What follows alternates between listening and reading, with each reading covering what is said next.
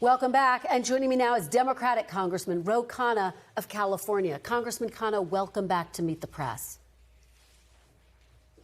Thank you for having me. I'm glad you're safe and back to work this morning. Thank you so much, Congressman. That really means a lot. I appreciate it. I do want to start off by getting your reaction to the events that unfolded here overnight in Washington, and everyone's so grateful to the Secret Service for keeping us safe.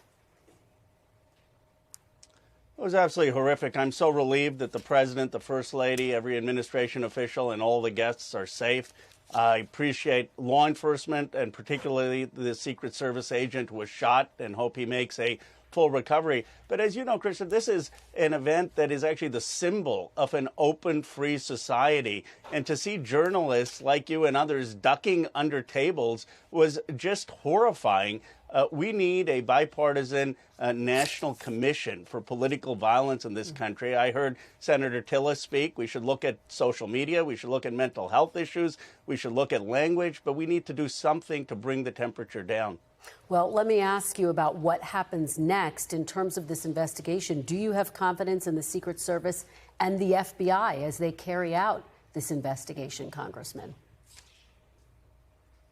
On this issue, I do. I heard Acting Attorney General Blanche. As you know, we've had disagreements on the Epstein files, but I do believe that he's going to do everything to have a thorough investigation. I appreciate what law enforcement did to make sure that the breach was not more than a few feet. We can look at whether there needs to be even more security in the future. I mean, I've gone to those events. It's always struck me as a bit odd that the metal detectors are before the ballroom as opposed to before the hotel. So maybe there will be some things that need to be fixed. But I do believe he will do a thorough job on this. Speaking of the acting attorney general, you heard him just tell me that this should be a wake-up call for Congress to fund DHS. Does Congress need to act in the wake of this incident to fully fund DHS?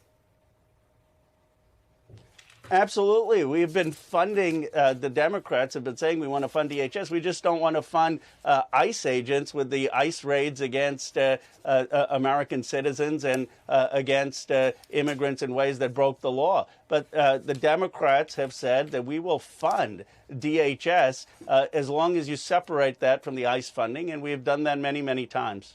Let me turn to Iran now, this 60-day deadline that is coming up. Of course, the key deadline to legally authorize any continued military action in Iran. You've supported several unsuccessful resolutions to limit President Trump's war powers in Iran. Do you think President Trump will be able to secure congressional authorization for this war? No, Christian, let me be clear. We need to end this war. Americans are struggling. Gas prices are up, food prices are up, housing costs are up. The reason those prices are up is because the Strait of Hormuz is closed and because of this war. It's caused devastation for working families. The president ran saying that he would bring prices down. Prices are up in his administration. And the way most Americans want this war to end, even 54% of Republicans believe we need negotiation to end the war. The Pope is saying end the war. Americans agree with the Pope. We need a negotiated settlement, and this war needs to end this week. But, Congressman, let me ask you, if Congress does, in fact, side with President Trump in that key vote, should that be an end to any legislation trying to block him? Would that effectively tie the commander-in-chief's hands? If they authorize the vote of force, you're saying? I mean, we need to be having a war powers resolution that says that this is an illegal war, and I believe we will have the votes to do that. That would tie the president's hands in terms of not being able to get funding to continue this war. That's how we ended the Vietnam War. It's how we ended the Iraq War, not funding this. But this idea that we're going to put $400 billion more into a war in Iran and that we're going to watch prices go up is just hurting working class Americans. It's not what the president ran on.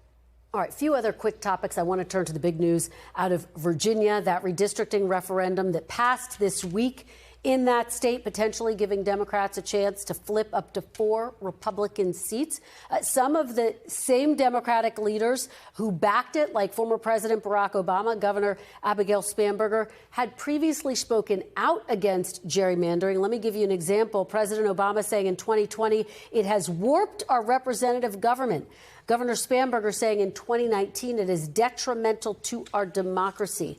Do you think this political win for Democrats ultimately comes at the expense of a healthier democracy?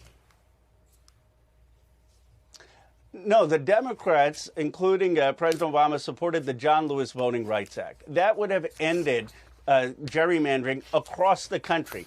The Republicans, not a single Republican, supported that bill. Then Donald Trump says, I want to have partisan gerrymandering because I know we're going to lose the midterms otherwise. Well, the Democrats are not going to unilaterally disarm. In a game that the Republicans started, they're actually losing. They're down a seat.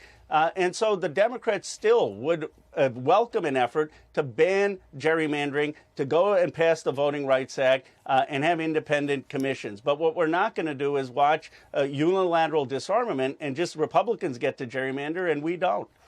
Congressman, finally, let me ask you about the Epstein files. You mentioned that earlier. You told me last time we spoke that you actually wanted King Charles, who's poised to visit the United States, to meet with the Epstein survivors during his upcoming visit. He has said that he will not. What was your reaction to hearing that? What are the implications, do you think?